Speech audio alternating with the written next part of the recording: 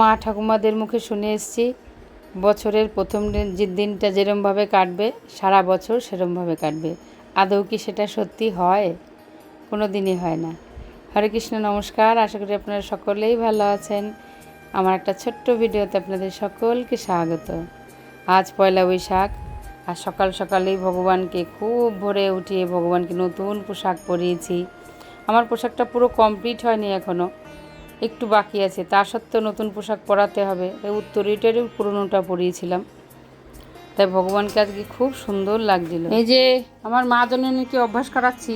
এই দেখেন আমার মা জননী কাঠে লুচি করছে। লুচি, এই দেখেন সব লুচি ফুলেছে। এই দেখেন কি সুন্দর টুম্বু টুম্বু। এই দেখেন, দেখি দেখি মানে এটা আর ফুলবে না, ফুলবে ফুলবে। চাপ দে চাপ দে, উপরে চাপ দে। এটা কি সুন্দর ফুললো। আজকের থেকে আমার মেয়েকে অভ্যাস করে দিচ্ছি কাঠে রান্না করার। সব কিছু অভ্যাস করা ভালো। আমি এদিকে লুচি বেলছি, এই যে এখানে আমি লুচি বেলছি। এই যে আমার মা জানানে লুচি ভাজছে। এই যে লুচি ভাজছে। গ্যাস না থাকার উপকার এটা। গ্যাস না থেকে খুব উপকার হয়েছে। সব রান্না করি। আগে লুচি করতাম, সেই লুচিটাও এখন লুচি গ্যাসে করতাম, রুটি গ্যাসে করতাম। এখনও রাত্রেবেলা রুটিটা গ্যাসেই করি। তো এখন সব কাঠে হচ্ছে। যে আমার মা জানানির অভ্যাস হয়ে গেছে। যে আবার ভিডিও করতে গিয়ে হাতও পুড়ে গেল, হাতায় টাচ লেগে হাত পুড়ে গেছে। আমাদের লুচি ভাজা কমপ্লিট হয়ে গেল। ভগবানের ভোগ দেওয়া হয়ে গেছে। সকালের খাওয়া দাওয়া সবার কমপ্লিট। এখন যাব দুপুরের রান্না করতে। এখন তো অনেক রকমের রান্না করতে হবে।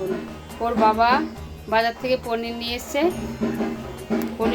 পনির এত নরম, তাই আমি এখন কি করব, তাই পনিরগুলোর মধ্যে একটু ময়দা একটু লবণ দিয়ে মেখে ছানার বড়া করে ফেলেছি। তো এটা ছাকা তেলে ভাজবো, ভেজে পটল দিয়ে তরকারি করব। আজ অনেক কিছুই রান্না করতে হবে, কেননা আমি ভগবানের ঘরেও ভোগ লাগাবো, আর আমার পাশে কালী মন্দির আছে। প্রত্যেক বছর পয়লা বৈশাখে আমি কালী মন্দিরে ভোগ লাগাই। বাড়ির থেকে ভোগ রান্না করে ওখানে ভোগ নিয়ে যাই। ওখানে যে পুজো দেয় ওই মাতাজি ভোগ লাগায়। আমি প্রতি বছর ভোগ লাগাই। এবার আমি বলেছি তুমি তো প্রতিদিনই ভোগ দাও, এবার আজকে তুমি ভোগ দিও। মায়ের সেবা করো, প্রত্যেক দিন 3 বেলা মায়ের সেবা করে। হ্যাঁ, মায়ের সেবা করে, তাই উচিত উনি ভোগ দেবে। তাই এদিকে আমার রান্না হয়ে গেছে। আমি ইন্ডাকশানে পায়েসটা বসিয়েছি। এদিকে আমার রান্না কমপ্লিট হয়ে গেছে। এদিকে ডাল, আমের চাটনি, ভেজ ডাল করেছি। এদিকে পটল আলু পনিরের পকোড়া দিয়ে ঝোল করেছি।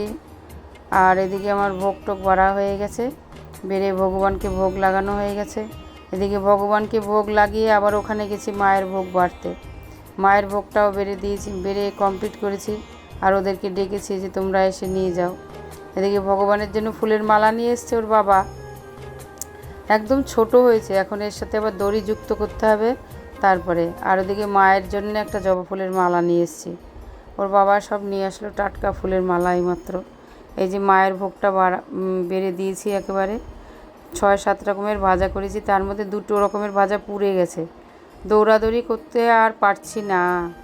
এই যে মায়ের ভোগ এখন বেড়ে দিয়েছি, এখন ওখানে নিয়ে যাব মন্দিরে। চলুন আপনাদেরও মন্দিরটা দেখাই। এই যে আমাদের বাড়ির পাশে একদম মন্দির। এই মাতাজি প্রতিদিন সেবা করে মায়ের এখানে, তাই আমি ভোগ নিয়ে চলে এসেছি। মাতাজি হেল্প করলো আমাকে একটু, তাই এখানে এসে ভোগ দেওয়া হয়ে গেছে। ভোগের পরে এখন আরতি চলছে। আরতি করার পরে এই প্রসাদ সবাই এই মাতাজি বিতরণ করে দেবে সবাইকে। এখানে মাতাজি শঙ্খ বাজাচ্ছে, উলু দিচ্ছে, আর পাশে যত কুকুরগুলো ছিল সবাই সেই উলু দিচ্ছে আর শঙ্খ বাজাচ্ছে, ওরাও চেঁচাচ্ছে। আমার ভিডিওটা আপাতত এই পর্যন্ত। আপনাদের পুরো বছরটা খুব ভালোভাবে কাটুক, ভালো থাকুন, সুস্থ থাকুন। আর একটা ভিডিওতে আপনাদের সাথে আবার দেখা হবে। আমি যেন এইভাবে সব সময় সেবা করতে পারি, আশীর্বাদ দেবেন। হরে কৃষ্ণ, হরি বল।